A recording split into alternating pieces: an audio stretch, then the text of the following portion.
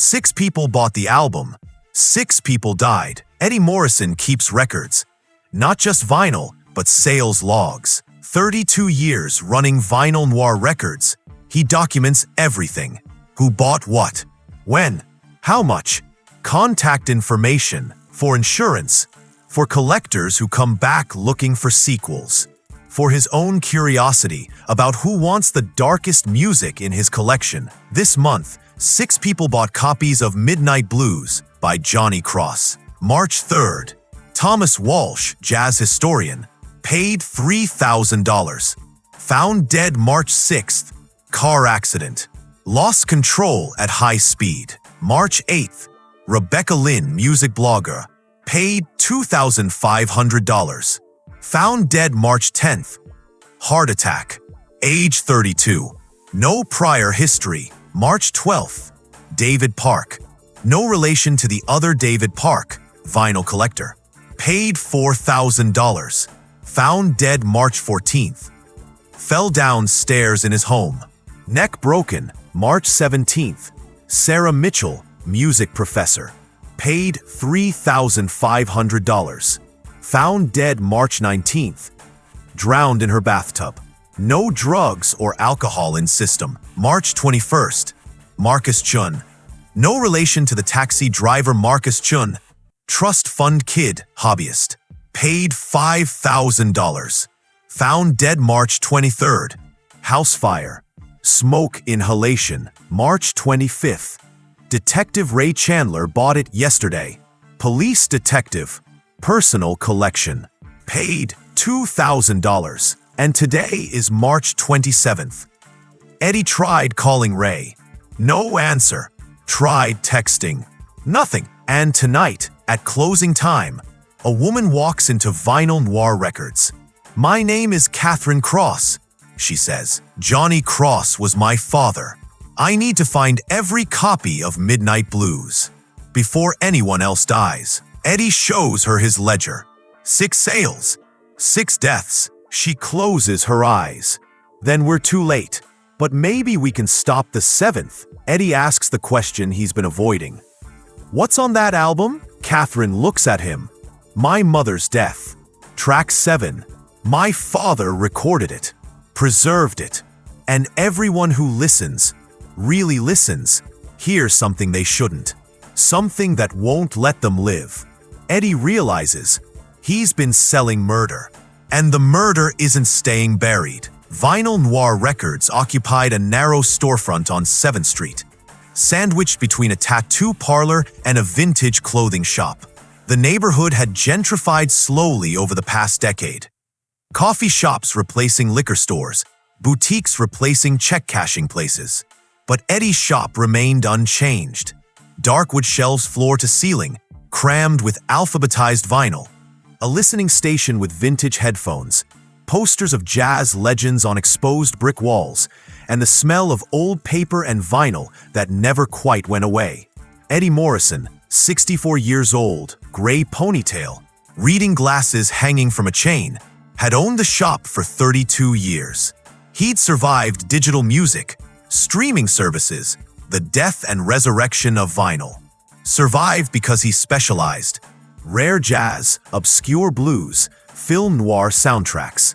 The kind of music people couldn't find on Spotify. The kind collectors paid real money for. Eddie kept meticulous records. A leather-bound ledger, old school, handwritten, documenting every significant sale. Date, buyer, album, price, contact info. 32 years of transactions. March 27th, 8:47 p.m. Eddie sat at his counter reviewing the month's sales when the pattern hit him like cold water. 6 sales of the same album. Midnight Blues by Johnny Cross, 1957. Eddie pulled out his laptop, started searching names. Thomas Walsh, obituary March 6th, car accident. Rebecca Lynn, obituary March 10th, heart attack. David Park, obituary March 14th, accidental fall. Sarah Mitchell, obituary March 19th, drowning. Marcus Chun, obituary March 23rd, house fire. 6 buyers, 6 deaths, all within days of purchasing the album. Eddie's hand shook. This couldn't be coincidence. He checked the ledger again. March 25th, 7th sale. Detective Ray Chandler. Eddie knew Ray. They'd crossed paths multiple times. Ray investigated cases, sometimes needed information on obscure music scenes, underground collectors. They developed a rapport. Ray was a good man, thorough detective, and he'd bought Midnight Blues 2 days ago. Eddie grabbed his phone, called Ray's number. Straight to voicemail. He left a message. "Ray, it's Eddie from Vinyl Noir. Don't listen to that album. I know this sounds crazy, but everyone who's bought it this month is dead. Call me back immediately." No response. Eddie texted. No reply. He checked the time. 9:03 p.m. Ray had bought the album at 4 p.m. on March 25th. 48 hours ago. The pattern showed deaths occurring between 3 and 6 days after purchase. Ray was in the window. Eddie was debating whether to call the police. And say what? A cursed album is killing people.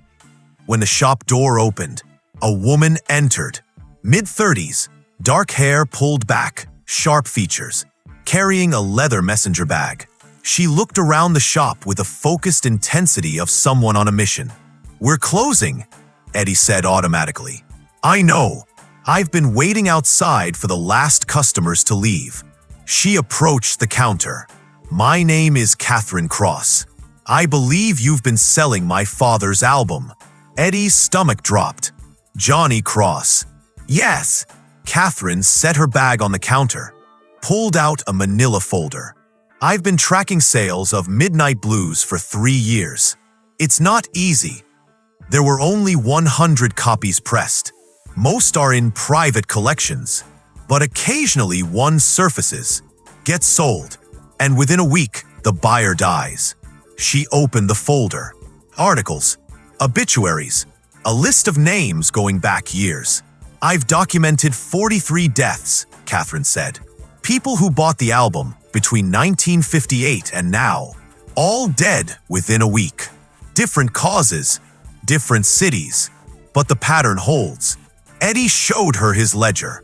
6 sales this month, all dead except one. Detective Ray Chandler. Bought it 2 days ago. Catherine's face went pale. "Detective Chandler? The homicide detective? You know him. He investigated my father's case. Reopened it 5 years ago when new evidence surfaced. He's the one who confirmed what I always suspected. My father murdered my mother the night he recorded that album." Eddie sat down heavily. "What's actually on track 7? Catherine pulled out a portable record player from her bag. Vintage, battery-powered. Then she pulled out a vinyl record in a plain sleeve. "This is my father's personal copy, the one he kept until he died in prison in 1982. I inherited it. I've listened to it once, only once, and I'll never listen again." She set up the player on Eddie's counter. Track 7 is called Catherine's Lament, named after my mother. She was a singer, jazz vocalist, beautiful voice. My father was jealous, possessive. On March 7th, 1957, they argued. He was recording his album. She threatened to leave him. He strangled her, and the microphones were on. Everything was recorded. Her pleading, the struggle, her death. Catherine's hands shook as she cued the record. My father pressed 100 copies before the police arrested him. He sent them to critics, collectors, radio stations, as if it was just another jazz album. Most people who listened heard brilliant piano. Some noticed strange sounds in the background of track 7, but only serious listeners, people with good equipment, people who really paid attention, heard the truth. She pressed play, skipped to track 7. Piano, beautiful, haunting melody. Minor key, melancholic. Then in the background, faint at first, a woman's voice. Singing, Then the singing changed, became words. Pleading, "Johnny, please." Then struggle sounds, gasping, choking, silence. Eddie felt sick. Catherine stopped the record. "That's my mother's death, preserved in vinyl. And everyone who hears it, really hears it, can't live with the knowledge, the burden. It's not supernatural, it's psychological. You hear someone die, and it breaks something inside you, makes you careless, depressed, self-destructive. The deaths look random, but they're not. They're people who can't unhear what they heard." "Detective Chandler," Eddie said urgently. "We need to find him." Catherine pulled out her phone. "I have his number. He gave it to me years ago, said to call if I ever had new information." She called.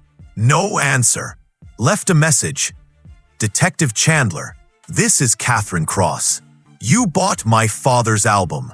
Please don't listen to track 7. I'm at Vinyl Noir Records with Eddie Morrison. Call immediately." They waited. No response. "He could be working," Eddie said. "Case. Night shift. Or he already listened," Catherine said quietly. "And She didn't finish. Eddie made a decision. "I have his address. From the sales receipt. Credit card billing address. 827 Riverside Drive. It's 15 minutes from here.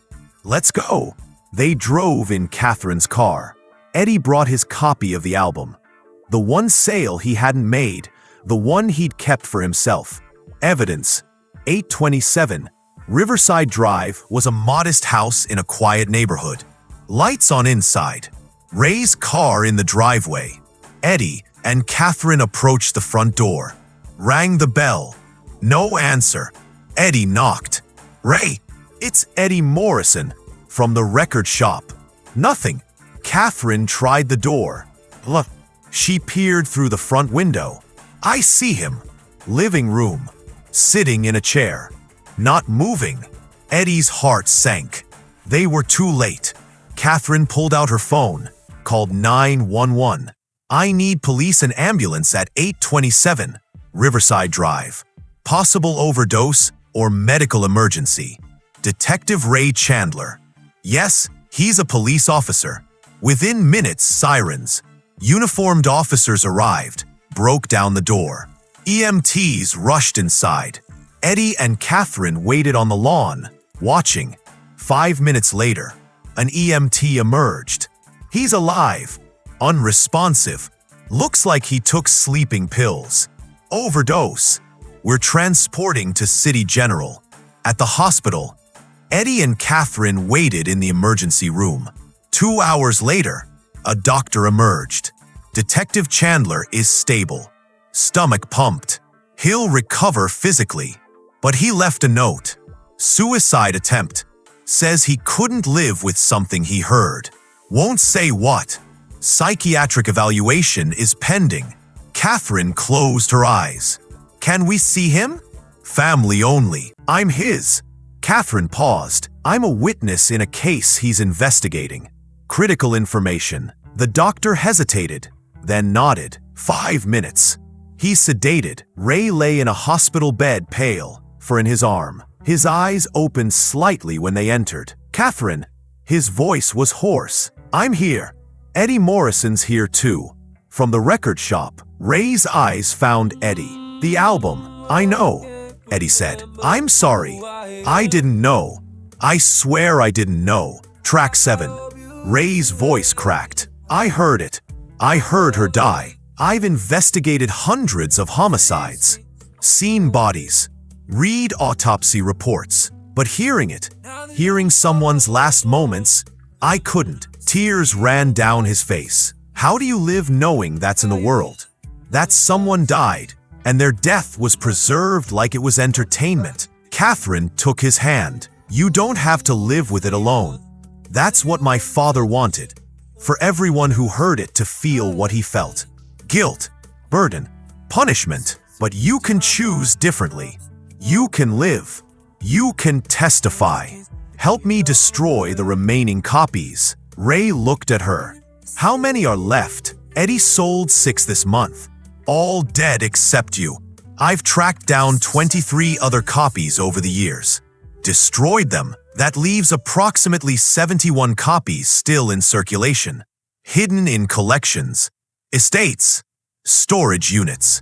We'll find them, Ray said, his voice steadier. All of them. I'm a detective. I know how to track things. We'll find every copy and destroy them. 3 months later, Eddie's shop had a new policy. Any request for Midnight Blues by Johnny Cross was met with a firm no and an explanation. Ray Chandler recovered, took medical leave, spent the time working with Catherine to track remaining copies of the album. They found 37 more, bought them from collectors, estates, dealers, destroyed each one. Eddie donated his copy to their cause, watched Catherine break it into pieces, burn the fragments. Why did your father do it? Eddie asked her once. Press 100 copies. Distribute them. Why preserve the murder? Control, Catherine said.